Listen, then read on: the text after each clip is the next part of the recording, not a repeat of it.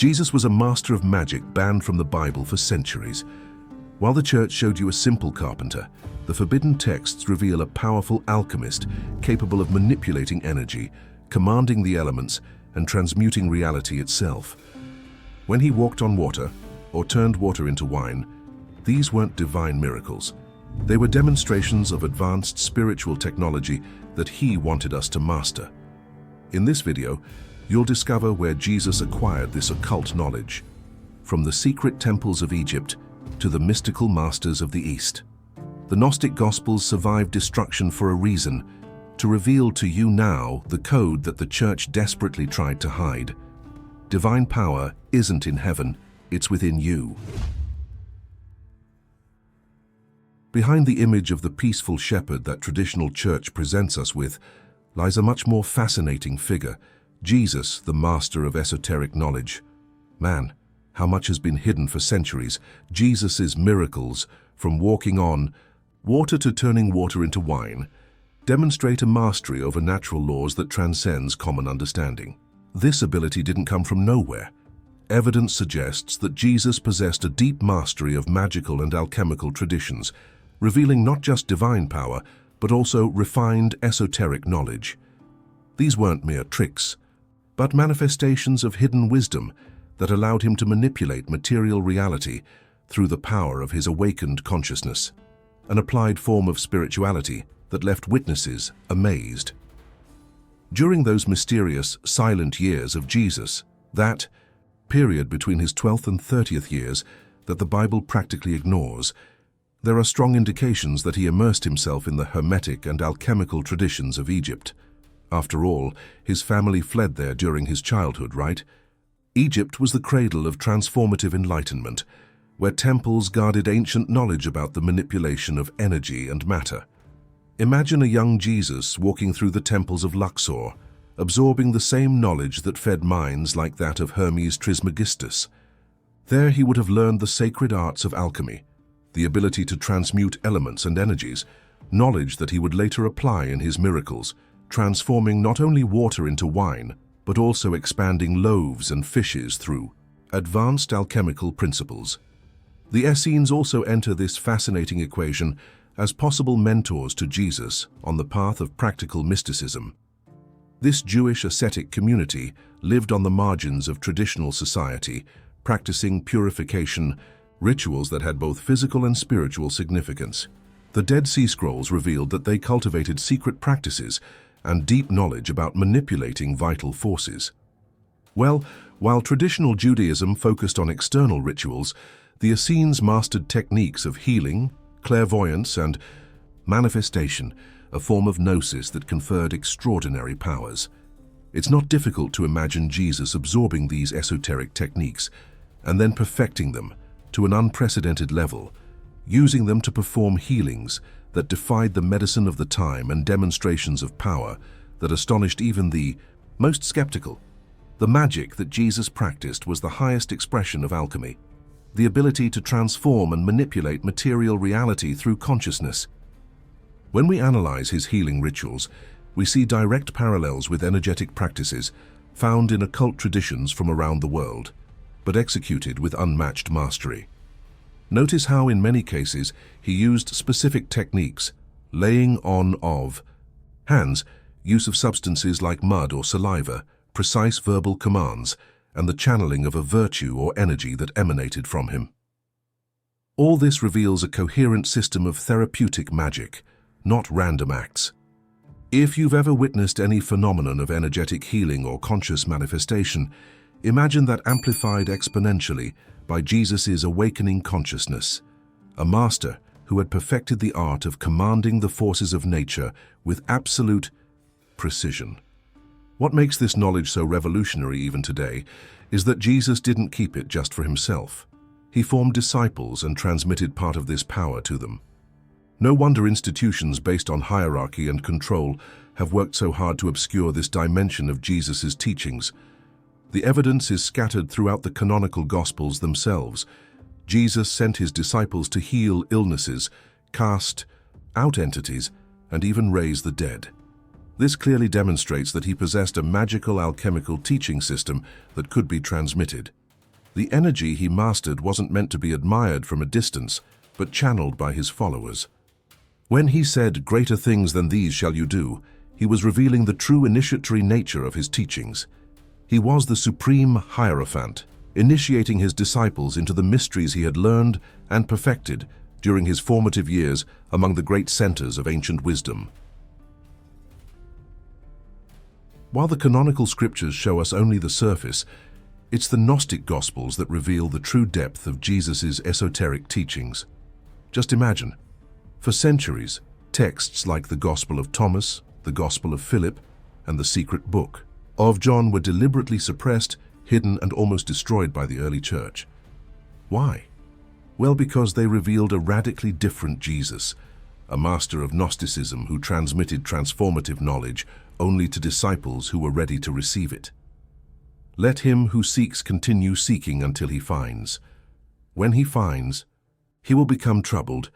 When he becomes troubled, he will be astonished, and he will rule over the all, says Jesus in the Gospel of Thomas. These are not the words of a simple preacher, but of an initiate in the highest mysticism, offering a direct path to enlightenment. The discovery of the Nag Hammadi Library in 1945 was like unlocking a time capsule containing the best-kept secrets of early Christianity. These texts, preserved in the Egyptian desert, contain teachings that Jesus shared only in private circles, away from the crowds. "I have said these things to you in figurative language. The hour is coming when I will no longer speak to you in figures, but will tell you plainly," he said according to John 16:25.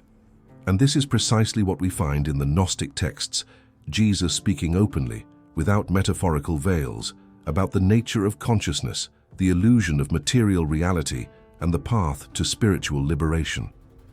These are teachings that reveal striking parallels with Eastern traditions like Buddhism and Hinduism, suggesting that during his silent years, Jesus may have traveled far beyond the borders of Judea.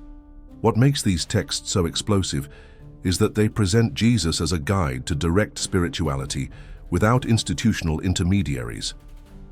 "The kingdom will not come by watching for it," he says in the Gospel of Thomas. "They will not say, 'Look here' or 'Look there.' Rather, the Father's kingdom is spread out upon the earth and people don't see it." Holy cow, this changes everything. This perspective directly contradicts the idea that we need a religious institution to access the divine. Instead, Jesus points to a personal gnosis, a direct knowledge of truth that transcends doctrines and dogmas. No wonder the institutional church considered these texts dangerous. They transfer power from religious hierarchies to the individual, revealing that each person has direct access to the same awakening that Jesus demonstrated. The parallels between Jesus' Gnostic teachings and mystical traditions from around the world are truly astonishing.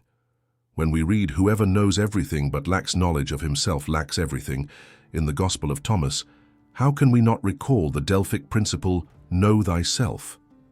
Or when Jesus says, "If you bring forth what is within you, what you bring forth will save you. If you do not bring forth what is within you, what you do not bring forth will destroy you." How can we not see echoes of tantric practices of conscious manifestation? These correspondences suggest that Jesus was a universal master, versed not only in the rabbinic tradition, but also in Eastern wisdom. There are apocryphal accounts suggesting that during his undocumented years, Jesus traveled to India, Tibet, and even further beyond, studying with occult masters from various esoteric lineages. The importance of these texts goes far beyond historical curiosity. They are practical manuals for spiritual awakening.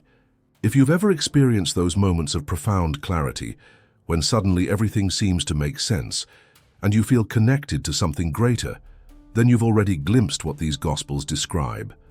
The difference is that they offer a complete map to make these moments not just occasional, but a permanent state of consciousness.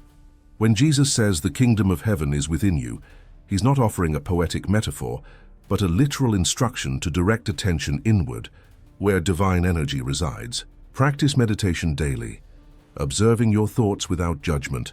Notice how, with consistent practice, a space of silent consciousness begins to emerge behind the chattering mind.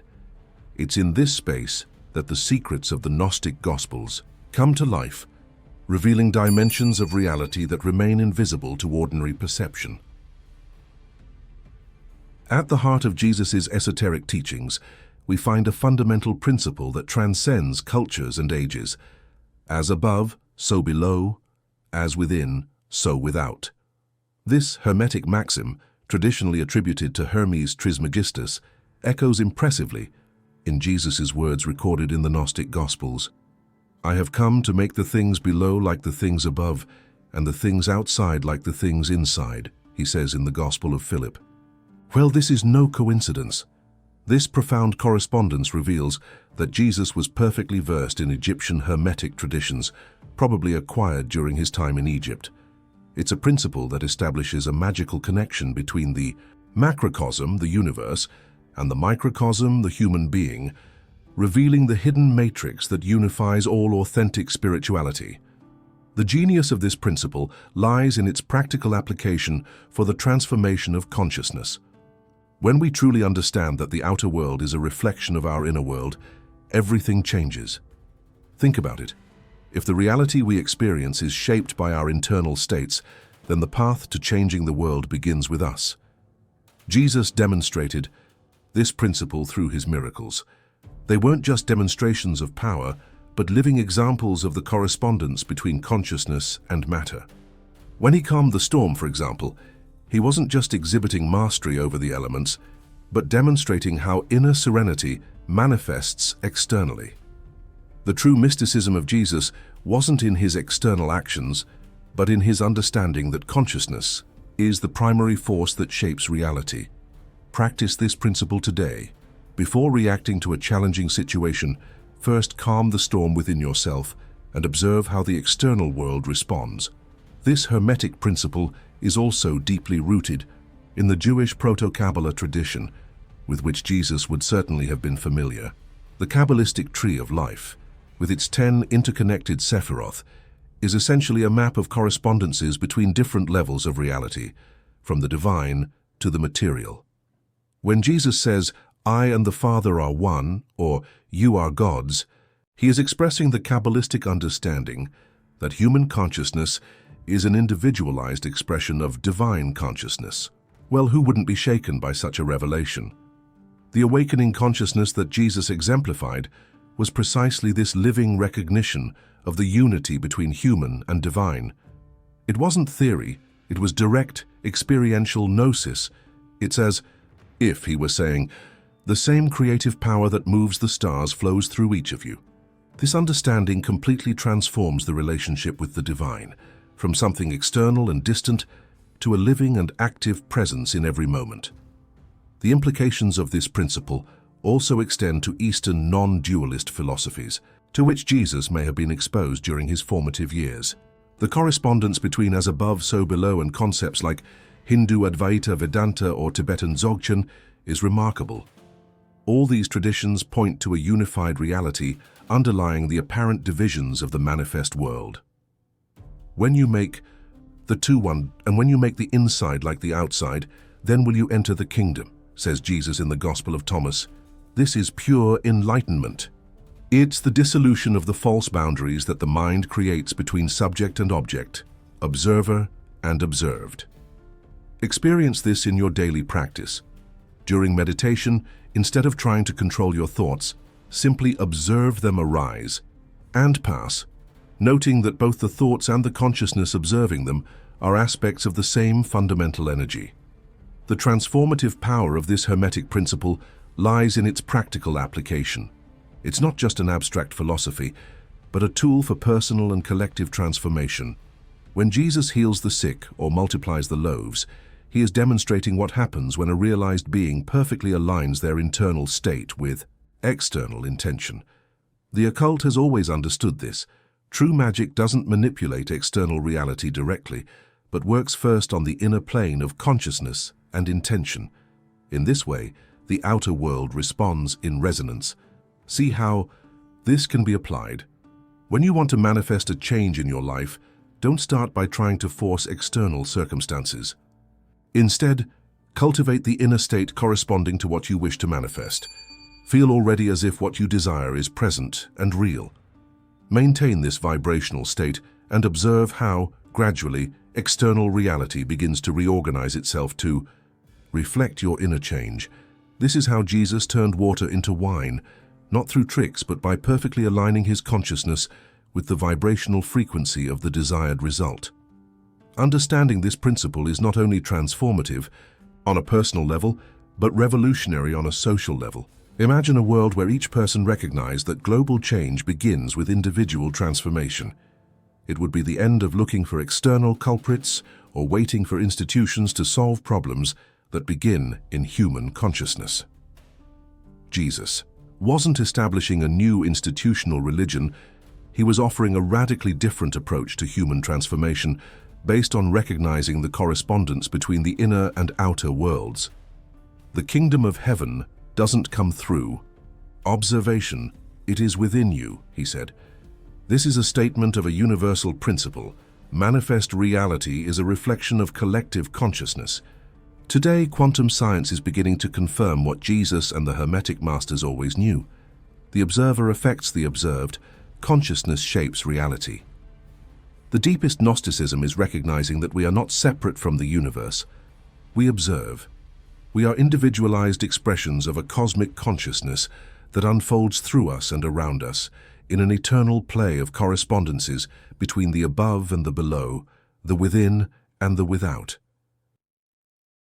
Perhaps the most revolutionary of Jesus' teachings, and certainly the most misinterpreted, is his conception of the kingdom of heaven. Man, how we've strayed from what he really meant. For centuries, we've been conditioned to think of heaven as a distant place, a posthumous reward for those who follow religious rules. But here's the explosive truth that emerges from the Gnostic texts. Jesus never spoke of the kingdom as a future destination or a physical place. The Father's kingdom is spread out upon the earth and people don't see it, he declares in the Gospel of Thomas. And in the canonical text of Luke 17:21, he is equally direct. The kingdom of God is within you. These are not vague or metaphorical references. They are precise instructions pointing to an immediate spirituality, a state of awakening consciousness, accessible here and now, without need for intermediaries or physical death. This understanding of the kingdom as an inner state of enlightenment has deep roots in Jewish mystical traditions. The Essene mystics, with whom Jesus probably had contact, already taught that inner purity was the true temple of God. While Orthodox Judaism focused on the physical temple in Jerusalem, the Essenes spoke of a temple of light built in the initiate's consciousness. This explains why Jesus seemed so uninterested in physical religious structures, even predicting the destruction of the Jerusalem temple. He understood that the true sanctuary was not built by human hands, but was awakened consciousness itself. If you've ever experienced that moment of perfect clarity during deep meditation or a state of flow, when time seems to stop and you feel completely present, then you've already had a glimpse of what Jesus called the kingdom. It's not something to achieve, but to recognize as already present when the mind quiets and the veils of conditioned perception lift. The parallels with Eastern contemplative practices are simply impressive. When Buddha speaks of nirvana or the masters of Advaita Vedanta describe self-realization, they are pointing to the same direct experience that Jesus called the kingdom of heaven. This convergence suggests that during his undocumented years, Jesus may have had contact with Eastern traditions, possibly through the trade routes that connected the Middle East to India. There are apocryphal texts suggesting that he traveled to the East, studying with Hindu and Buddhist masters. This would explain why his teachings about the kingdom have so much in common with the Zen concept of beginner's mind, or the tantric notion of immanent divine presence. The mysticism he taught transcended cultural barriers, pointing to a universal truth about the nature of human consciousness, that enlightenment is not something to seek externally, but to recognize as our essential nature. The beauty of this understanding is that it completely transforms our relationship with spirituality. Instead of projecting realization to a distant future or an uncertain afterlife, we are invited to awaken right now. Do not worry about tomorrow, Jesus said, a literal instruction to abandon the mind projected into the future and fully immerse in present consciousness, where the kingdom reveals itself. This approach to spiritual energy is radically different from conventional religiosity.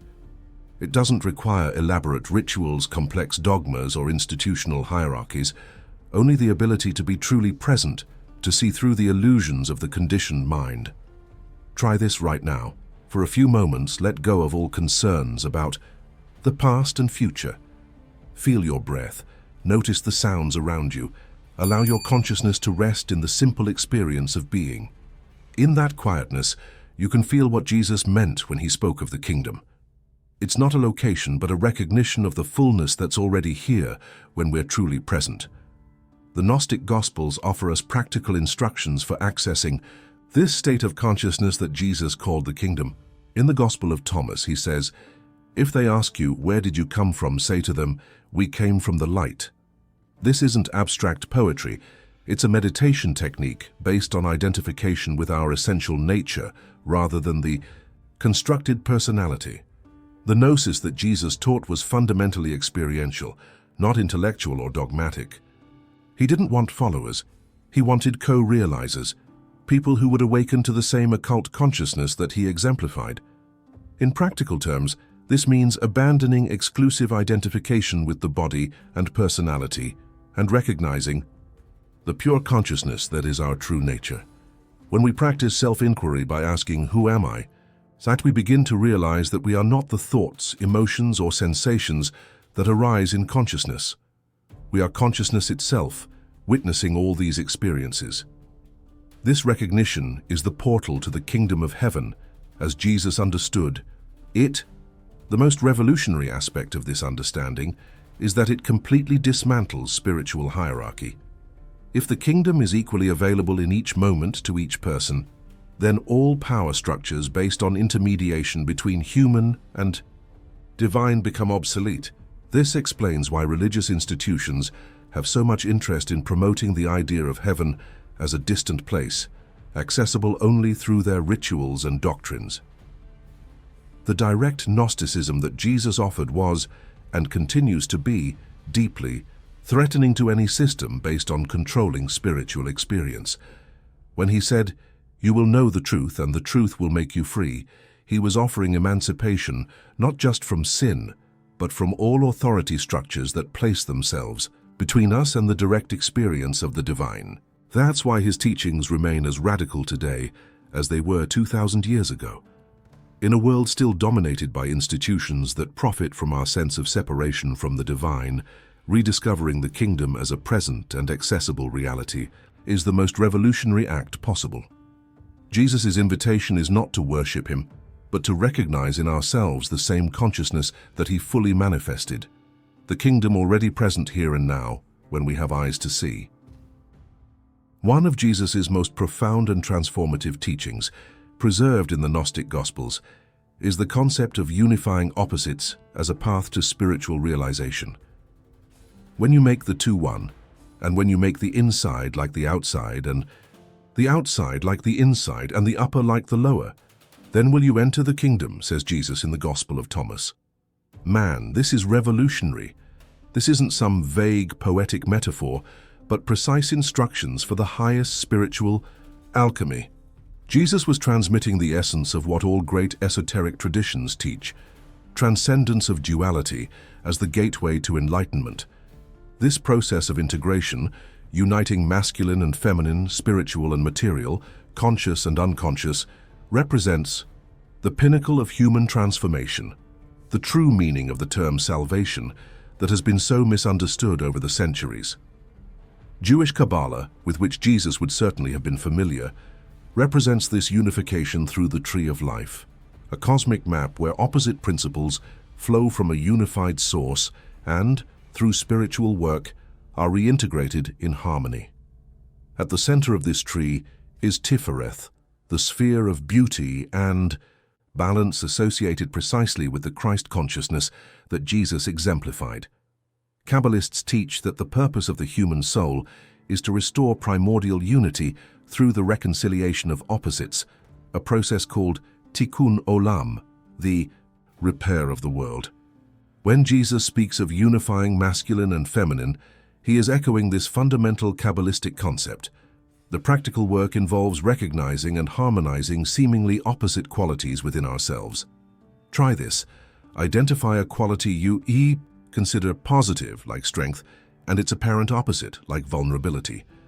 Instead of privileging one over the other, practice the conscious expression of both, recognizing that true spirituality transcends these false dichotomies.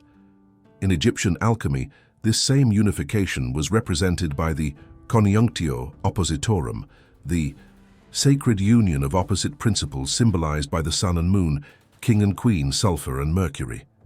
The alchemists weren't just trying to transform metals into gold, they were developing a science of transforming human consciousness. When we study alchemical symbols alongside Jesus' esoteric teachings, the correspondences are impressive. The sacred marriage in the bridal chamber, mentioned in the Gospel of Philip, is precisely this internal alchemical process. It's not about a literal or physical union, but the integration of masculine and feminine energies within the psyche, resulting in the birth of unified consciousness, the philosopher's stone of the alchemical tradition.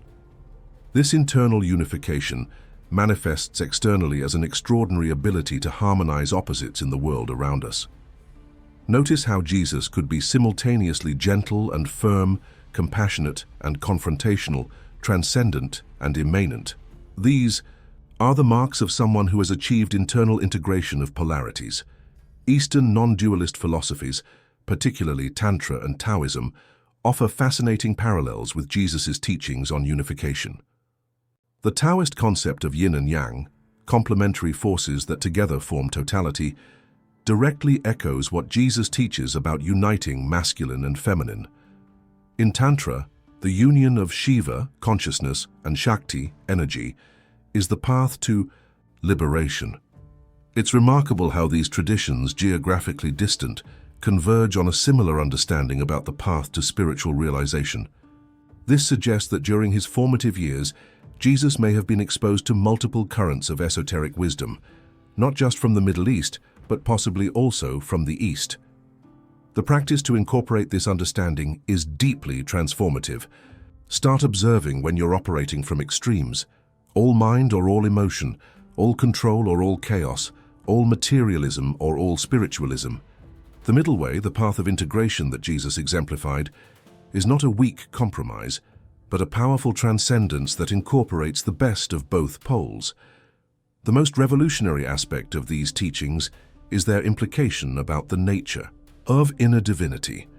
When Jesus says, "I and the Father are one," he isn't making an exclusive claim about his own divinity, but revealing a universal truth about human identity. In the Gospel of Philip we read, "It is not possible for anyone to see anything of the things that actually exist unless he becomes like them." This is the essence of authentic Gnosticism, the direct recognition that our true nature is not separate from the divine, but is an individualized expression of it. Original sin is not a moral stain, but amnesia of our true identity. Jesus' invitation is not to worship him as a separate and unique being, but to awaken to the same divine consciousness that he fully manifested.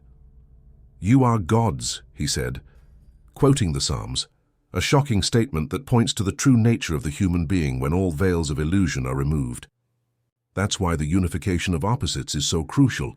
It's the process by which we transcend the divided mind and recognize our undivided essence, which was never really separate from the whole. The practical implication of these teachings is profound.